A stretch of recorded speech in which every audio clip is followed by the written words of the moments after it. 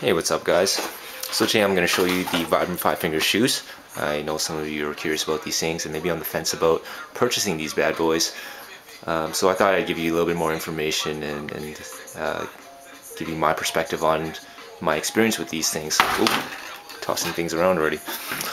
So I've had these things for about a year now, and I have had a pretty good chance to take them to various terrains and use them quite a bit.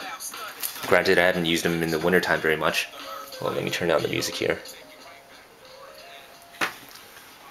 I purchased these things for about $100 online after shipping and taxes. And overall, I'm pretty happy with this purchase. Let's start with build quality. Something I was concerned about when I first got these shoes was whether or not the treads would wear off quickly. And I'm happy to say that most of it's still there. And if you can see this, there's these little scales here, and most of these scales are still here, which kind of surprises me. If we look at the fibers, most of the fibers, the fibers are in good condition. The cloth is pretty well put together. There's no loose threads or anything. I've thrown these things in the washer a few times and they've held up quite well. There's a little bit of discoloration there, but that's just from me running in some nasty stuff. If you're wondering whether or not to get the KSOs or Sprint models, these are the KSOs by the way, I'd recommend to just get the Sprints, unless you plan on doing a lot of water activities or water sports, in which case you would probably need this Velcro strap. Just because when you come out of the water, there's some sort of suction action that happens and it pulls your foot right out of the shoe. So that's where these things come into play. You can also use these things for bouldering, but they're not very good bouldering shoes. So the Sprints are just fine with the elastic band, and the elastic band holds up quite well. As far as aesthetics go, I originally ordered the blacks, but this is what the company sent me. Not my favorite color, but I'll make do with it. I guess it hides the dirt quite well. In hindsight, I would have liked to have another color, black preferably. It's already a weird looking shoe as it is. Glove for your foot, gecko looking foot. The fact that it's brown, I don't know if this camera can capture the true essence of how ugly this brown is, but it's not very complimenting to its look. I remember the first few times I ran with these things, I was running in the veil of darkness, just darting around street corners, trying to hide myself like a ninja. But I've gotten over it. You will get a few questions when you're walking around on the beach or in a park or something with these things, but you get used to it, and I don't know, it is what it is.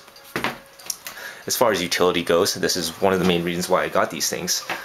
It has quite a few health benefits. For one thing, it helps strengthen your toe muscles and a lot of the muscles that you don't typically use while wearing regular shoes.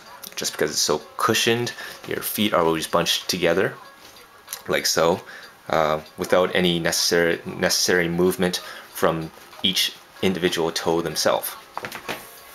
Something a lot of people do when they're walking around in runners or cross trainers is doing what's called the heel strike toe off motion. And while this is okay for walking, if you plan to do a lot of running or a lot of jogging, it's not necessarily the most efficient way to do it. It puts a lot of stress on your knees, on your ankles, and on your back as well. And also, for most shoes, they also have that little cushion down here, and that can also lead to a lot of injuries in the long run. So what this does, or these shoes do, is help fix your running form, and it helps make your running more efficient. What you will notice the first few times of running in these things is that you're using muscles that you didn't even know you had, especially in the calf area. remember I'm a pretty active person. I play a lot of sports, and so I thought that, you know, my muscles in my legs are pretty well developed. But after wearing these things a few times, I was so sore in the calves I could barely walk the next few days. And the reason why is because when you first strike the ground with these things, you'll learn quite quickly that it's not very comfortable to hit the ground with your heel, and it puts a lot of pressure on your ankles and on your knees to hit the ground with the heel with very little padding on the heel. So what you learn to do is strike the ground where your arches are at the midpoint of the foot. That helps to cushion a lot of the weight, and then you roll off the balls of your feet like so, and or you will just be leaping right off the balls of your feet like some antelope. What else can I say about these things? So yeah, so that's that for utility, and I found that it's even helped fix my posture a little bit. So thumbs up to health benefits and performance benefits. What else can I say? Oh, when you're looking online, or you've decided to purchase these things, I would make sure you do the research first in terms of your shoe size, because these things don't use the standard American shoe size. Rather, they use some marginal shoe size that's much more sensitive, and you'll know what I mean when you go on their website. The reason is because you want to make sure your toe fits snugly in each one of these toe slots, just to make sure that your whole run is very comfortable. What you'll find the first few times of running in these things is that your pinky toe has a hard time fitting in these slots, and it'll want to bunch up with the rest of the other toes, just because they've just been conditioned to do that for many years. But you get over it, and when you wear these things, it actually feels like you're wearing, well, no shoes, and it's pretty liberating.